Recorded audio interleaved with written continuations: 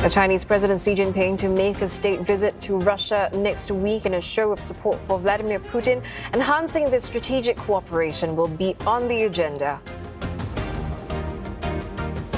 Let's pick up on that upcoming Xi Jinping-Vladimir Putin summit in Moscow, which could have broad implications for the war in Ukraine. Andrew Small, a senior fellow at US think tank German Marshall Fund, joins us live now. He's in Berlin. Andrew, last year, just before Russia launched its war in Ukraine, Mr. Xi and Mr. Putin, they made a declaration. They said at that time that their friendship had no limits and that there are no forbidden areas of cooperation between these two countries. What do you make of the timing and also the purpose of this visit?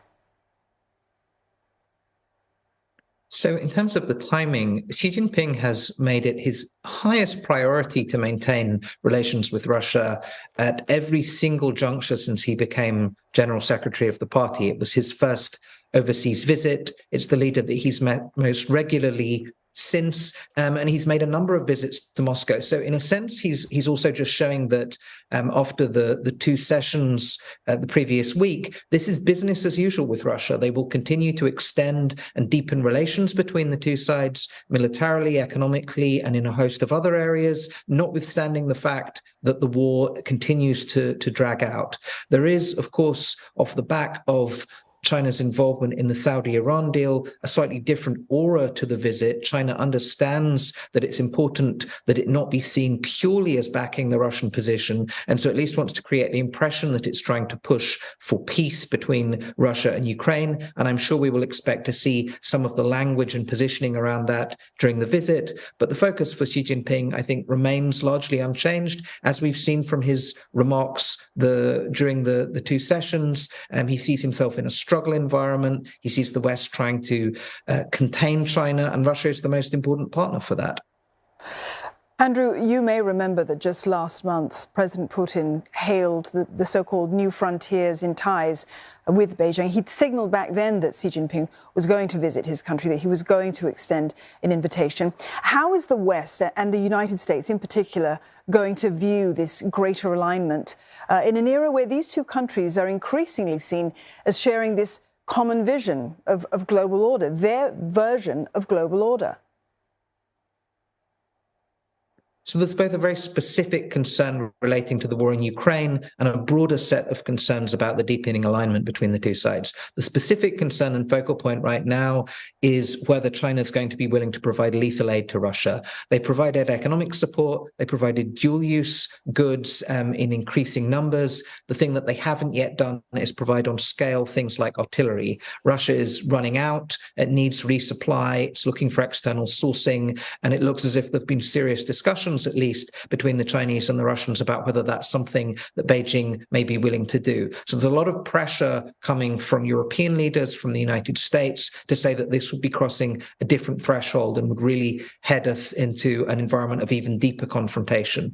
But regardless of whether China goes ahead with this, it is providing certain forms of bilateral support. It has acted essentially as an enabler for Russia, and the two sides are cooperating on a wider array of economic and military initiatives. We've seen the joint exercises between the two sides in Asia, with Iran, with South Africa. They haven't stopped the military cooperation in the middle of this war. And I think the sense is that you are seeing something closer to the core of a new bloc emerging, and that this is not a partnership that, despite some of the concerns that China has about the progress of the war, they're going to back away from. I mean, this is a partnership that is deepening ideologically and practically in all sorts of different ways.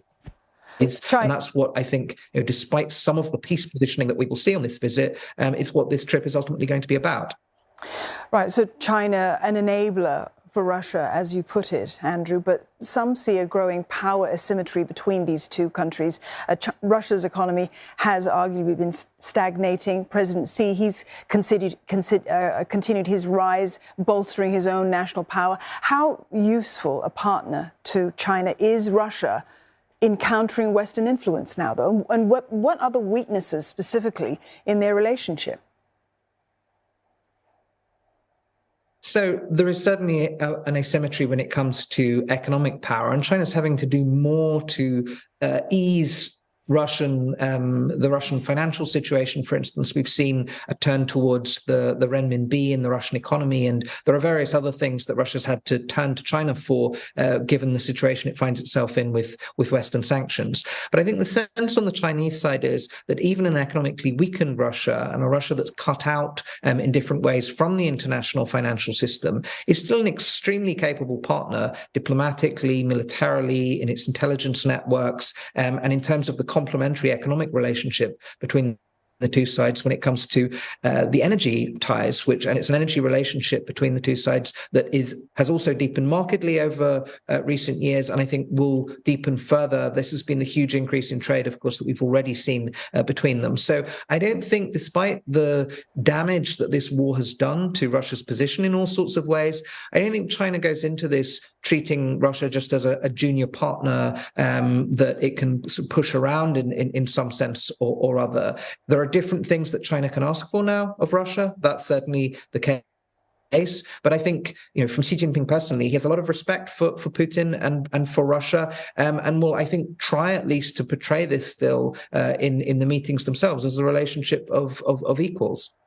These two men certainly do seem to display a certain trust and respect for each other, Andrew. Beijing has offered to play this role in creating conditions for the resumption of negotiations between Russia and Ukraine. But do you think that this visit by the Chinese president perhaps could be used to further China's ambitions as an honest broker towards some kind of a peace deal? Does he have that much leverage with the Russian president? It's whether he has the leverage and whether he's willing to use it. I think on the Chinese side, there is a sense that even if they push Russia, it's not likely that they're going to be in a position to really maneuver the Russian side into moving ahead with any serious peace initiatives. I think if they get a cue from Moscow that says Russia needs some breathing room, or this is a juncture where they're willing to explore things more seriously and they want China to play a role, then that would be a different matter. It's not inconceivable that China could do something constructive in those circumstances. But what you're not seeing from the Chinese side is a willingness to cajole Russia into taking steps that it doesn't really want to. I think from the Chinese perspective, this would be counterproductive. It would be damaging to the bilateral relationship without really achieving any results. And they don't think they'd be much thanked for it by the United States or to a lesser extent the Europeans as well. So I think the calculation on the Chinese side is that this isn't worth trying, and it may be unsuccessful if they do, but they still want to be seen to be at least disposed towards helping these conditions come about. If it's possible, but I think they're just not really prepared to put the legwork in at this stage, and they see the relationship with Russia as too valuable to risk for a really concerted push at peace that's likely to fail. All right, Andrew, thank you very much for that. Andrew Small, there, Senior Fellow at US think tank German Marshall Fund in Berlin.